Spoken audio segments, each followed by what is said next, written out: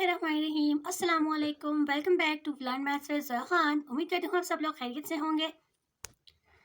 आज हम लोगों ने शुरू करनी है एक्सरसाइज 2.3। तो इससे रेलेवेंट कुछ क्वेश्चंस हम लोग कर लेते हैं। अभी जो इसका सबसे पहला क्वेश्चन है, इसमें हम लोगों ने सिर्फ इंडेक्स एंड रेडिकेंड बताना है। इंडेक्स एंड रेडिकेंड क्या होता है कि कोई भी अगर रेडिकल है, रेडिकल फॉर्म वही होता है जिसमें स्क्वायर रूट या अंडर रूट किसी भी किस्म का हो। अब जैसे ये है √7 है, तो इसमें हमारे पास इंडेक्स क्या होगा।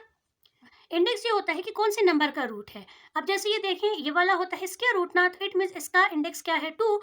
और ये जो 7 है, तो फिर ये क्या हो जाएगा रेडिकेंड, क्योंकि रेडिकल की फॉर्म है और ये इसके अंदर है, तो इट मीन्स ये क्या है रेडिकेंड है। अब ज़रूरी नहीं है कि ये 2 ही हो, इंडेक्स 2 से ज़्यादा भी हो सकता है। फॉर एग्जाम्पल जैसे ये है 4, तो अंदर कुछ भी हो सकता है। तो अगर इस तरह की कोई फॉर्म आ जाती है, तो इट मीन्स कि अब इसका इंडेक्स क्या है 4 है और इसका रेडिकेंड क्या है 3 है।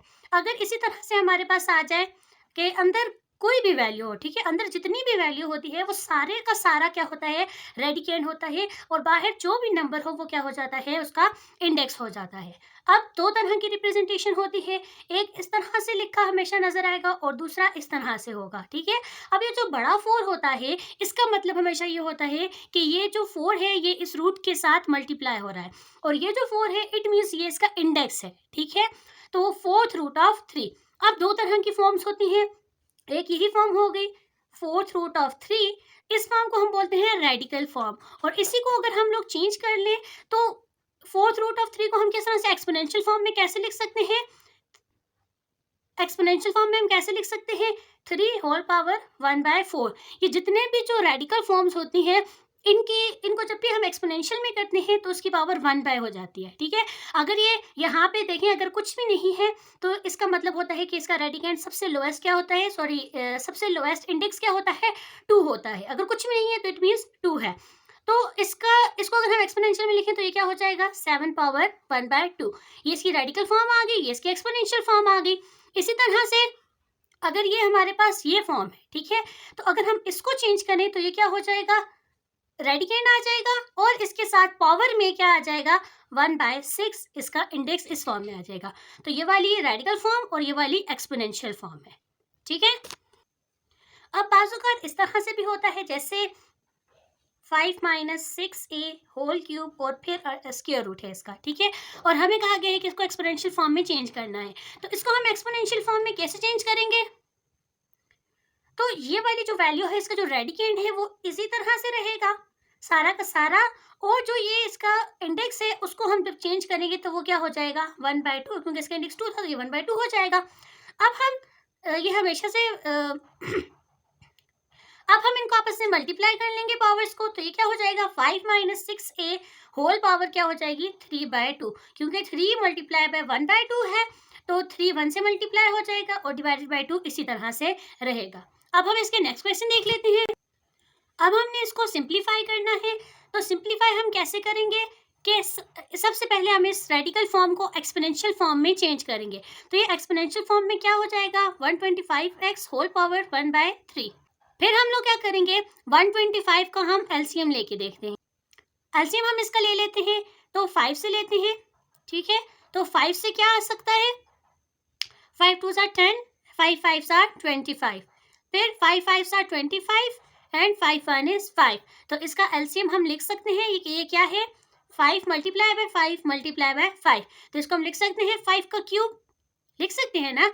तो 125 की जगह पे क्या आ जाएगा 5 का क्यूब, और x इसी तरह से, और ये हो जाएगा 1/3। अब दोनों की पावर्स हैं तो दोनों पे ये पावर अलग अलग हो जाएगी, 5 के क्यूब पे अलग 1/3 आ जाएगी और x के ऊपर अलग से 1/3 आ जाएगा। तो ये वाला 3 और ये वाला 3 कैंसिल, तो ये हो जाएगा 5x की पावर 1/3। तो ये इसकी सिंप्लीफाइड फॉर्म है। इसका हम लोग एक क्वेश्चन और कर लेते हैं। जैसे अब ये है 625x³ y⁴ divided by 25x/²। अब सबसे पहले तो हम इसको यहाँ से सिंप्लीफाई कर सकते हैं। किस तरह से, पहले हम ये चेक कर लेते हैं कि क्या ये एक दूसरे को डिवाइड करते हैं, एक दूसरे के साथ कैंसिल आउट हो सकते हैं या नहीं हो सकते हैं। तो इसको हम ऊपर ले जाते हैं, या उससे भी पहले अगर हम ये देखें तो अगर हम ये चेक करें 25 × 25 क्या होता है, तो 5 5 * 25, 5 2 are 10, 12, 2 5 are 10, 2 2 are 4, प्लस 1 5। तो ये हमारे पास 625 बन रहा है। इट मीन्स ये 25 हम इसको 625 से कैंसिल आउट कर सकते हैं, तो ये सिर्फ 25 बचेगा। अब यहाँ पे 1 टाइम x है और यहाँ पे 3 टाइम x है ना, सॉरी x की पावर 3 है। तो इट मीन्स इसको अगर हम सिंप्लीफाइड फॉर्म में लिखें पहले, तो ये क्या हो जाएगा, 25 आ गया और ये हो जाएगा x इंटू एक्स, और y की पावर 4 है, इसको हम लिख सकते हैं y into y into y into y, और डिवाइडेड बाई x और y into y. Square root इसी तरह से आ जाएगा, तो ये एक एक्स से एक एक्स से और ये 2 वाई इस 2 वाई से कैंसिल आउट हो जाएंगे। तो पीछे क्या चीज़ बची, 25 एक्स स्क्वायर वाई स्क्वायर, और ये स्क्वायर रूट इसी तरह से आ जाएगा। अब हमें पता है कि 5 मल्टीप्लाई बाय 5 क्या होता है, 25 होता है ना। इट मीन्स 5 का स्क्वायर क्या है, 25 है। तो इसको भी हम लिख सकते हैं 5 का स्क्वायर, ये हो जाएगा x का स्क्वायर और ये हो जाएगा y का स्क्वायर।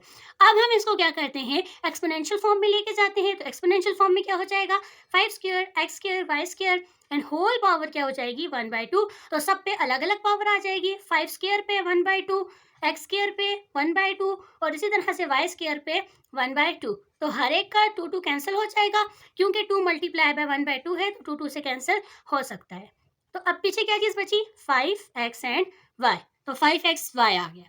तो ये मेरे पास सिंप्लीफाइड फॉर्म है।